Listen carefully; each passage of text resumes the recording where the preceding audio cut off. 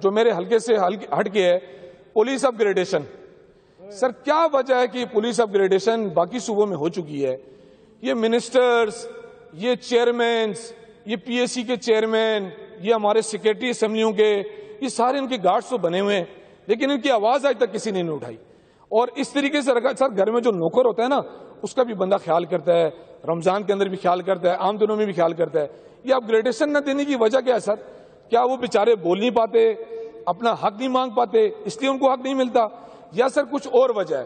میں سر بارہا C M صاحب سے ریکویسٹنگ کر چکا ہوں. آپ کہتے ہیں جی خط و خطابت کریں، آپ جو ہے نا شور شرابہ کرتے ہیں، اس سے کچھ نہیں ہوتا. سر یہ آپ دھندا دیکھ لیں، ماشاءاللہ کوئی ہزاروں کے حساب سے یہ دھندے ہیں. سردار شاہ صاحب یہاں بیٹھے ہوئے ہیں، میں ان سے بھی ابھی یہ گزارش کروں گا. پولیس اپ گریڈیشن کا سر معاملہ بڑا سیریس ہوتا جا رہا ہے. عید کے بعد سر میں پھر دوبارہ یہ ریکویسٹ کر رہا ہوں کہ میں سر باقاعدہ طور پہ اب سی ایم ہاؤس کے باہر بیٹھوں گا، رات بھی گزاروں گا، دن بھی گزاروں گا.